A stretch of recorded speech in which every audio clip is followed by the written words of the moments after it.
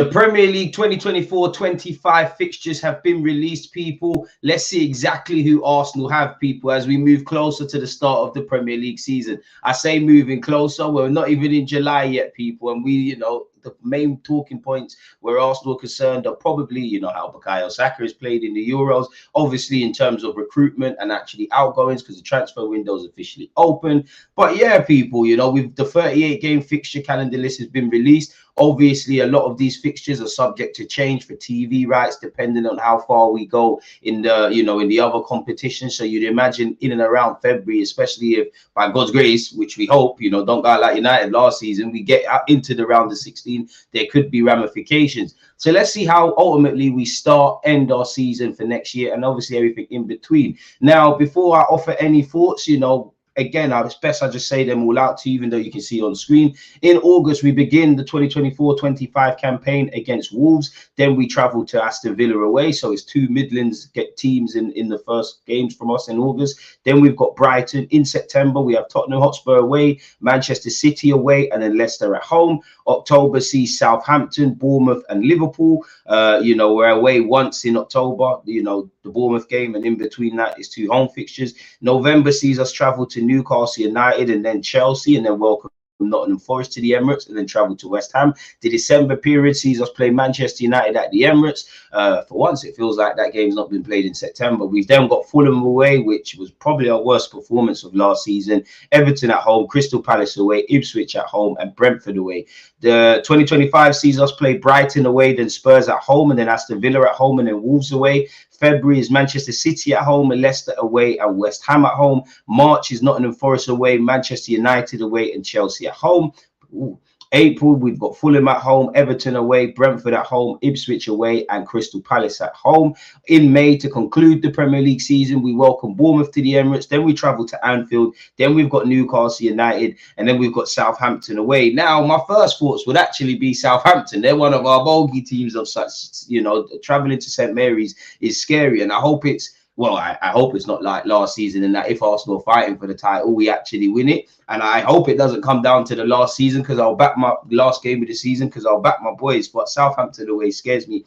The first thing that drew my attention, naturally, any time throughout the years that the Premier League fixtures are announced, is the December to February kind of period, or there's just better yet the winter months, people. And again, things are subject to change, if I'm completely honest. But December, the games are coming thick and fast. As you know, by then we would have played many Champions League games, would have played League Cup games. Probably, like every club, there'd be injuries and all of these other talking points to contend with. So December is the first thing that grabs my attention, because that is what makes or breaks the season for me. Well, it does, because in hindsight, yes, give or take either side of December, there were times Arsenal dropped points or maybe could have won games, etc. But last season the damage was done in that December period, where we was in a bit of a rut. We went to Dubai or wherever we went, and we came back and it was great. And that's obviously something to watch out for, and that's something we've got to do better at, people, give or take. So yeah, the December period is what grabs me. Nobody really wants to go Crystal Palace away.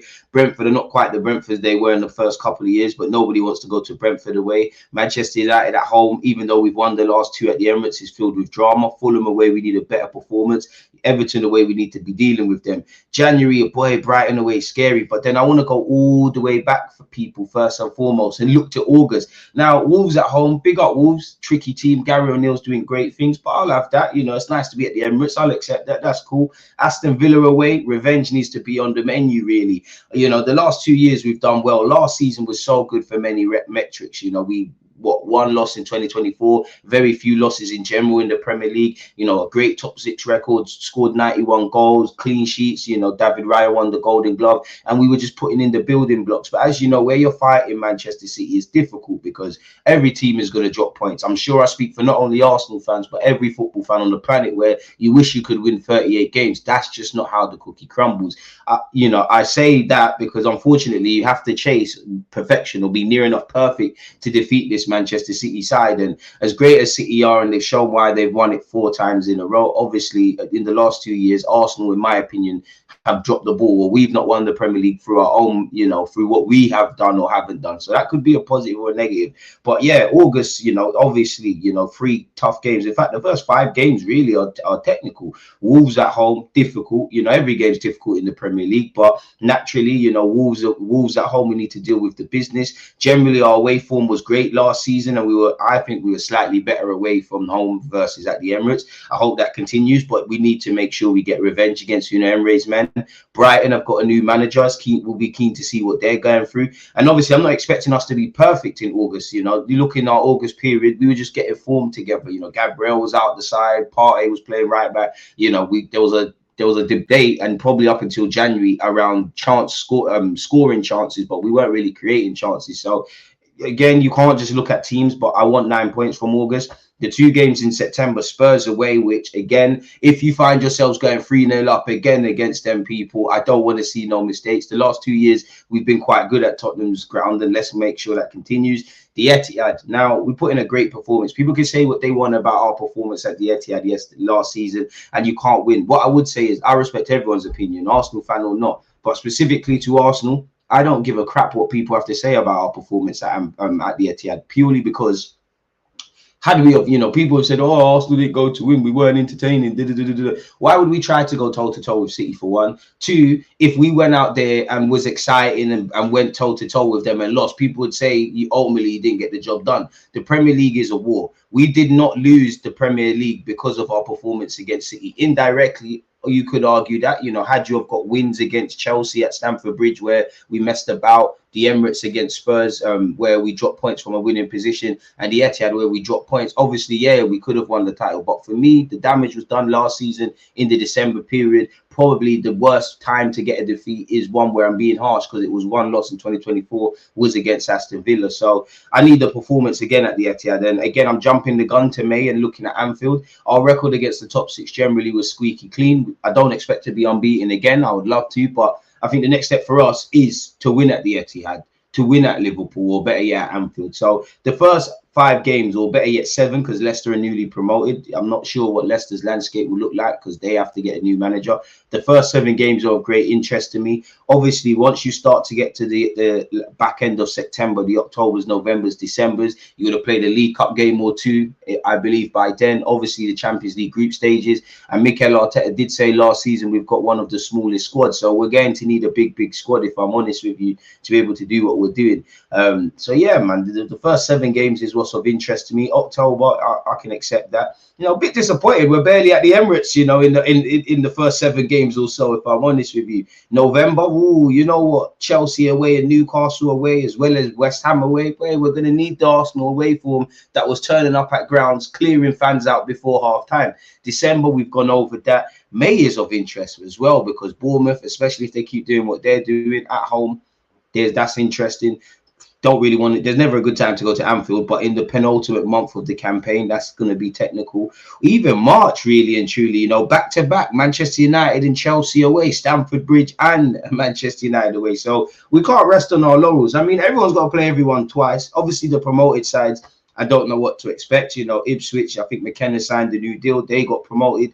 Leicester and Arsenal tend to have some very emotional matches. Southampton genuinely scares me, and pick up Southampton, but I would love for you lot not to be in the Premier League, because, every team's got them. You're quote unquote a bit of a bogey team of ours. So, I mean, what can you say? Everybody's got to play everybody. Everyone's going to have a period where they're playing the big clubs, together. I think they're relatively spaced out. Again, subject to fixture changes for various reasons, so you never know. But yeah, for me, it's the December period. It's the start, the first 7 games in August. It's the December period, and naturally everybody's going to say in it, provided that we're still doing what we've been doing in the last 2 years.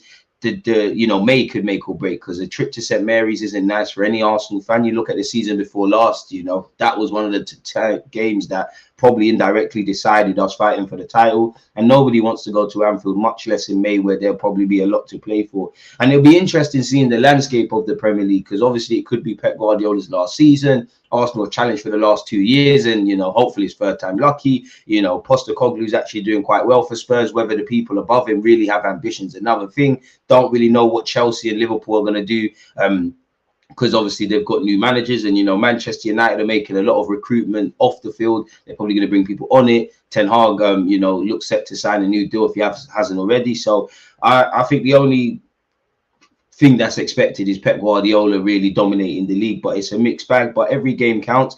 Again, the December period, that's where we lost. That's where I think the damage was done last season. Hopefully that's not a thing. So yeah, man, as I always say, from August we just need to be focusing on getting points on the board and getting to December. From December we need to be looking at, for me, the March-April period, still talking about fighting for titles and trophies. And then once you get to May, as you lot know, it's as simple as you've worked hard for however many months off the back of pre-season, just get the job done. So yeah, people, let me know your thoughts on the fixture calendar list. That seems to be it. Again, things are subject to change, but we kick off next season against Wolves, and we end it Wolves at home, and we end the campaign at Southampton away. A week is a long time in football, so where you've got 38 Premier League weeks and all the other comps, nobody knows what is going to be said. But one thing that's an assurance, people, is I'll be riding the highs and the lows and everything in between with you lot, people, on my YouTube channel. So yeah, let me know your thoughts. Smash the like button and all of those things. Peace.